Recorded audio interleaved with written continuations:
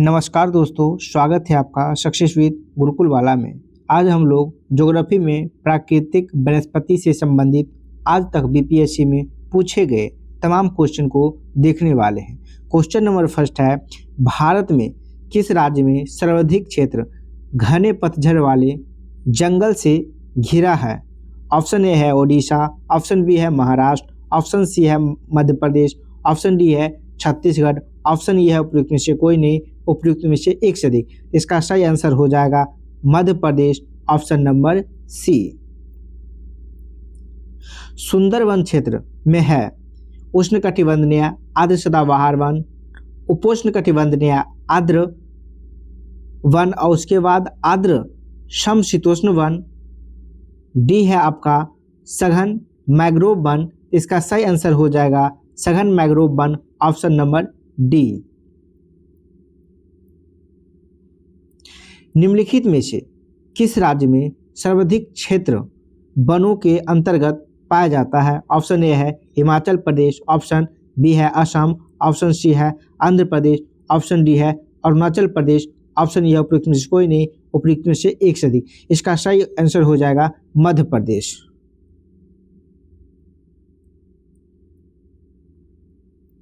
इनमें से कोई नहीं, इसका आंसर ऑप्शन ई हो जाएगा। नेक्स्ट क्वेश्चन है, हिमालयी भूरा भालू, एशियाई जंगली भैंस, रेगिस्तानी लोमड़ी किसके उदाहरण हैं?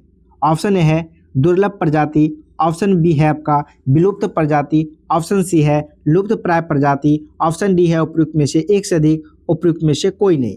इसका सही आंसर हो जाएगा ऑप्शन नंबर ए दुर्लभ प्रजाति हो जाएगा आपका।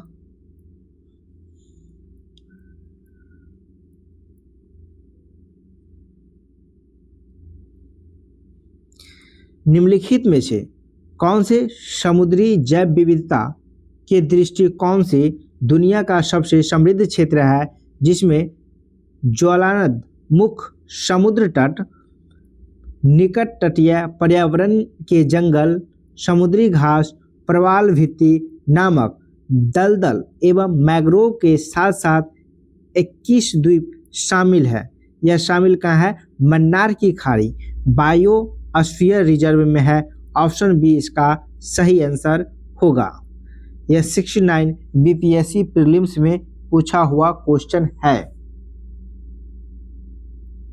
नेक्स्ट क्वेश्चन है, निम्नलिखित में से कौन सी राष्ट्रीय उद्यान वन्य जीव अभ्यारण्य बिहार में है? और एक नंबर है आपका वाल्मीकि राष्ट्रीय उद्यान बिहार में है। दुधवा राष्ट्रीय उद्यान यह आपका उत्तर प्रदेश में है। गजनेर वन्य जीव अभ्यारण्य यह आपका राजस्थान में है। भीमबंध वन्य जीव अभ्यारण्य यह बिहार में मुंगेर में है। तो इसका सही आंसर 1 और 4 होगा।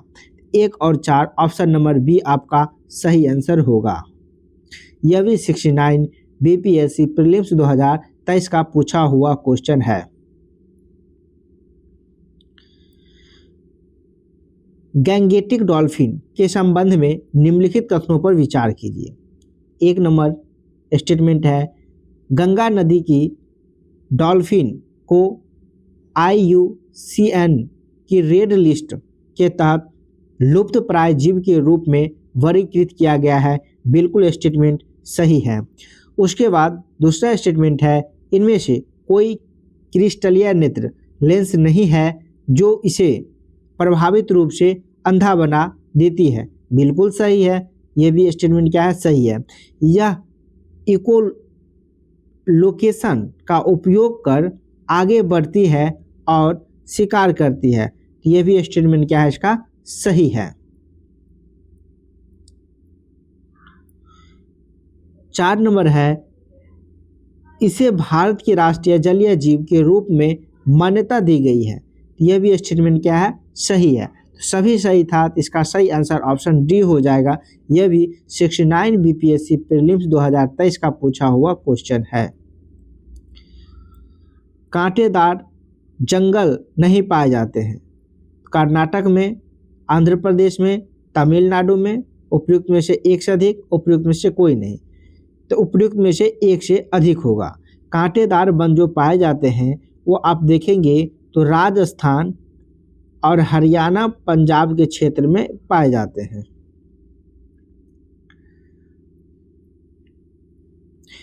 निम्नलिखित में से किस राज्य में वन का विस्तार 75% से अधिक नहीं है?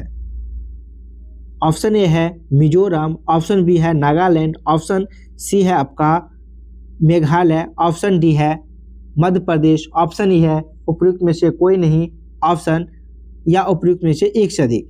इसका सही जो आंसर होगा वो आपका नागालैंड और मध्य प्रदेश हो जाएगा।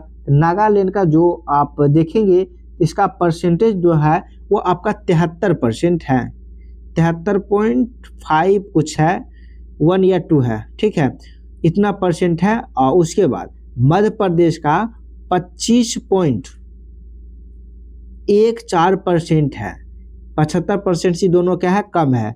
जबकि मिजोरम का देखेंगे तो मिजोरम का 85% है, 85% लगभग 85 पॉइंट समथिंग है तो परसेंटेज है, तो इसको आप ध्यान रख सकते हैं। और मेघालय का देखा जाए तो यह भी क्या है 75.65% इसका है। तो इसमें कह रहा है 75% अधिक कौन सा नहीं है, नागालैंड और आपका मध्य प्रदेश हो जाएगा, बी और सी दोनों होगा। इसलिए इसका सही आंसर हो जाएगा ऑप्शन नंबर ए। भारत के कुल भौगोलिक क्षेत्रों में वन क्षेत्र का क्या प्रतिशत है? वन क्षेत्र का परसेंट है 21.7%। यह डाटा जो है यह रिपोर्ट 2023 के अनुसार है, वन रिपोर्ट 2023 के अनुसार 21.7 है। इसको आपको ध्यान रखना है, हम लेटेस्ट बता रहे। हालांकि यह क्वेश्चन पूछा गया है 2001-2 में, 2003 के रिपोर्ट के अनुसार 20.7% था, लेकिन आपको इसको ध्यान रखने की जरूरत नहीं है, आप ये ध्यान रखेंगे। निम्नलिखित में से कौन सा जिला सबसे अधिक घने पतझड़ वाले वन क्षेत्र से घिरा हुआ है? यह पश्चिम चंपारण है, ऑप्शन ए आपका सही आंसर होगा। 65वीं बीपीएससी प्रीलिम्स 2019 का पूछा हुआ क्वेश्चन है। प्रतिशत अधिकतम वन क्षेत्र है, ऑप्शन ए है अरुणाचल प्रदेश का, ऑप्शन बी है हिमाचल प्रदेश का, ऑप्शन सी है आपका मिजोरम का, ऑप्शन डी है आपका नागालैंड का। तो इसका सही आंसर हो जाएगा मिजोरम का क्या है सबसे अधिक है, 85 पॉइंट समथिंग है, 3-4 सबसे अधिक है। भारतवर्ष में वनस्पति एवं जीवों की कितनी प्रजातियां पाई जाती है? इनकी जो प्रजातियां हैं 81,000 प्रजातियां जीवों की, और देखा जाए तो 47,000 प्रजातियां वनस्पति की पाई जाती है। इसलिए इसका सही आंसर ऑप्शन ए होगा। भारत के निम्नलिखित क्षेत्रों में से कहाँ उष्णकटिबंधीय आर्द्र सदाबहार वन नहीं उगते हैं? तो यह पूर्वी घाट में नहीं उगते हैं, ऑप्शन ए इसका सही आंसर होगा। पश्चिमी घाट में तो उगता है, अंडमान निकोबार में भी और उत्तर पूर्वी भाग में भी उगता है। तो कहाँ पे नहीं उष्ण कटिबंधीय आर्द्र सदाबहार वन नहीं उगते हैं? तो इसका सही आंसर ऑप्शन ए होगा, पूर्वी घाट। केरल की शांत घाटी साइलेंट वैली संरक्षित है क्योंकि ऑप्शन ए है इसमें पौधे और जानवरों की बहुत ही दुर्लभ प्रजाति पाई जाती है। बिल्कुल ये स्टेटमेंट ही सही है, ऑप्शन ए आपका सही आंसर हो जाएगा। यह बीपीएससी 11/12/2023 का पूछा हुआ क्वेश्चन है। पश्चिमी घाट, उत्तर पूर्वी घाट की पहाड़ियों और अंडमान निकोबार द्वीप समूह में पाए जाने वाले वन को चुनिए। किस प्रकार की वन पाई जाती है? तो उष्णकटिबंधीय सदाबहार वन पाई जाती है। इसका सही आंसर हो जाएगा आपका ऑप्शन नंबर सी। सिंचाई एवं नहर से संबंधित क्वेश्चन को देखने वाले हैं। तो पट्टी सीमा परियोजना निम्नलिखित में से किन नदियों के एकीकरण से जुड़ी है?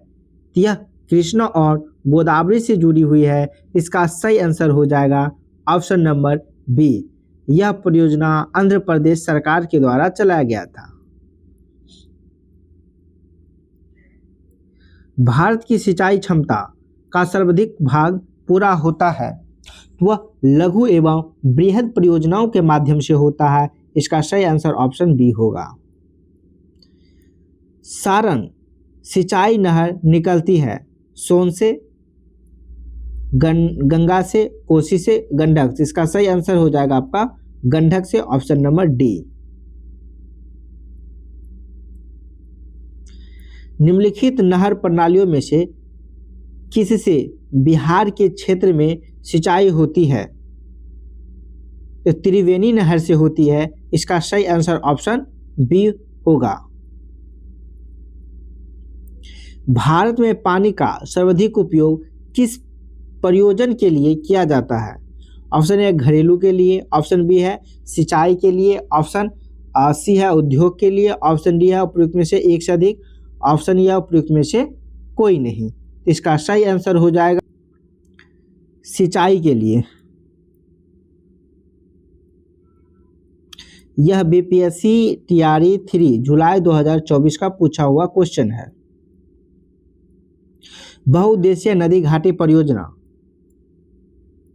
भाखड़ा नागर बांध से संबंधित क्वेश्चन को देखते हैं। क्वेश्चन नंबर फर्स्ट है, भाखड़ा नागर एवं संयुक्त परियोजना है, यह हरियाणा, पंजाब और राजस्थान क्षेत्र में है। इसका सही आंसर ऑप्शन ए होगा।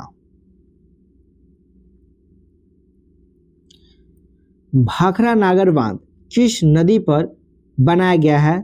यह सतलज नदी पर बनाया गया है। इसका सही आंसर ऑप्शन डी होगा।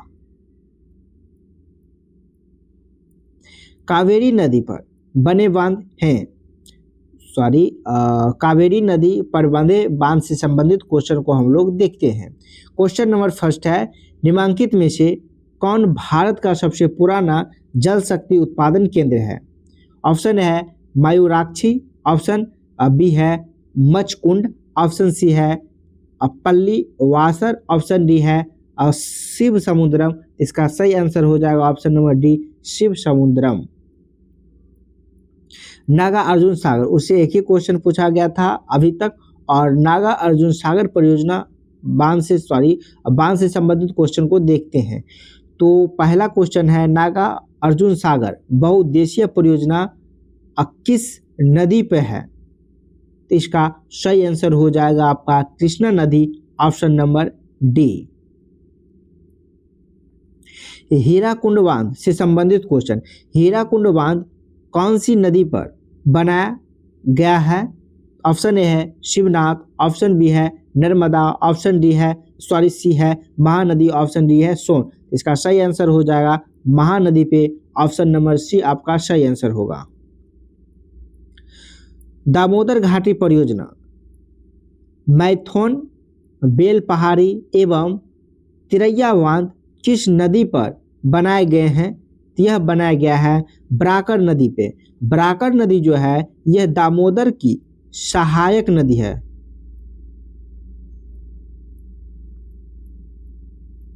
दामोदर की सहायक नदी है बराकर नदी। विभिन्न परियोजना से संबंधित क्वेश्चन को देखते हैं। प्रधानमंत्री नरेंद्र मोदी ने हाल ही में मंडल बांध परियोजना की नींव किस नदी पर बनाने के लिए रखी थी? ऑप्शन ए है कोसी, ऑप्शन बी है बूढ़ी गंडक, ऑप्शन सी है फल्गु, ऑप्शन डी है उत्तरी कोयल, ऑप्शन ए उपयुक्त में से कोई नहीं, उपयुक्त में से एक से अधिक। इसका सही आंसर हो जाएगा ऑप्शन नंबर डी, उत्तरी कोयल। चंबल नदी पर राणा प्रताप सागर जलाशय जल विद्युत परियोजना किस राज्य में स्थित है? तो इसका सही आंसर हो जाएगा आपका राजस्थान, ऑप्शन नंबर बी।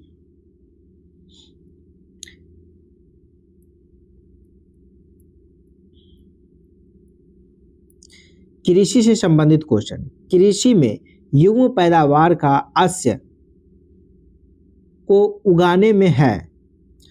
युग्म पैदावार का अर्थ है कि डबल क्रॉपिंग, अर्थात दो फसल एक बार में।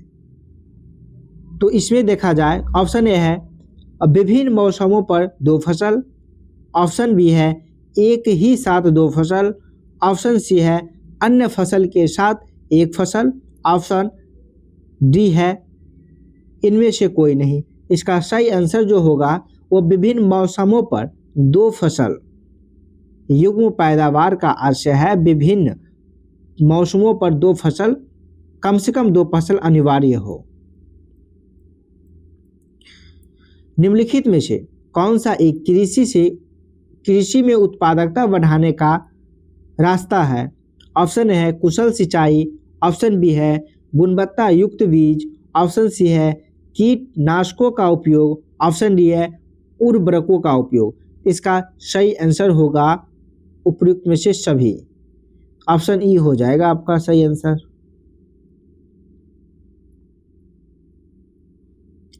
– 2020 में भारत में निम्नलिखित फसलों में से किसका रकबा सर्वाधिक है? रकबा मतलब समझ सकते हैं एक प्रकार का क्षेत्रफल, एरिया सबसे अधिक रहा है।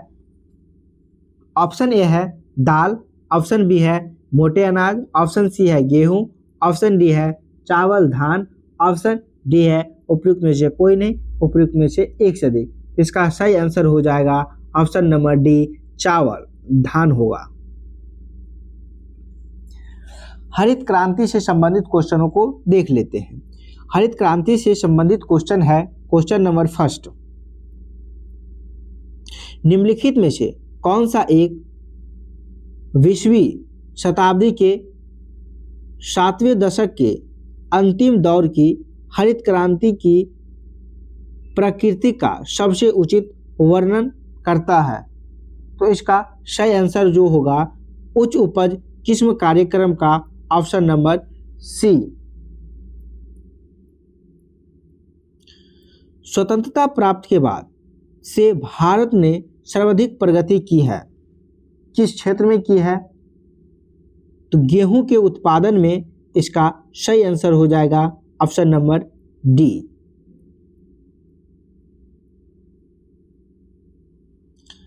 भारत में द्वितीय हरित क्रांति के संबंध में क्या सही है? ऑप्शन ए है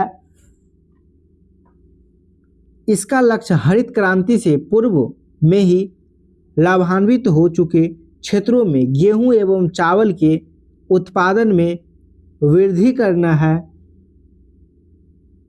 तो यह क्या है? यह मुझे सही नहीं लग रहा है। फिर नेक्स्ट देखते हैं। इसका लक्ष्य हरित क्रांति में अब तक लाभान्वित न हो सकने वाले क्षेत्रों में बीज, पानी, उर्वरक तकनीक का विस्तार करना है। यह स्टेटमेंट क्या है? बिल्कुल सही है। इसके बाद देखें तो इसका लक्ष्य हरित क्रांति के प्रारंभ में प्रयुक्त हो चुके फसलों को छोड़कर के अन्य फसलों के उत्पाद में वृद्धि करना है। यह भी क्या है? सही नहीं है। नेक्स्ट देखते हैं।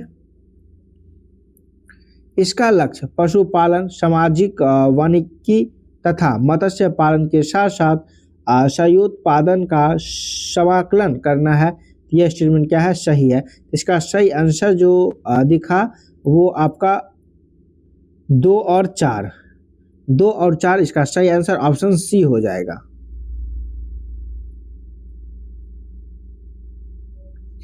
दिए गए कोड की सहायता से हरित क्रांति की घटक चुनिए।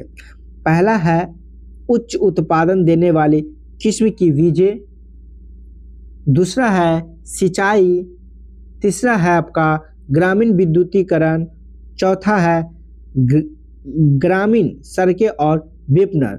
ये सभी स्टेटमेंट क्या है? सही है। इसका सही आंसर हो जाएगा ऑप्शन नंबर डी।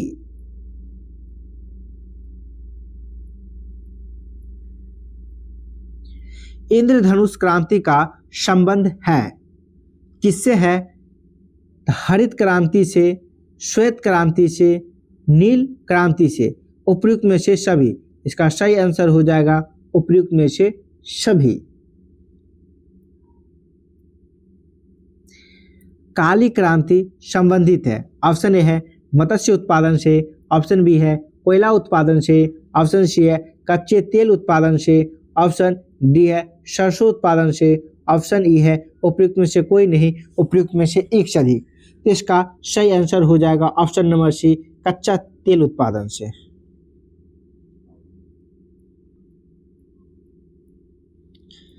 हरित क्रांति के कारण निम्नलिखित फसलों में से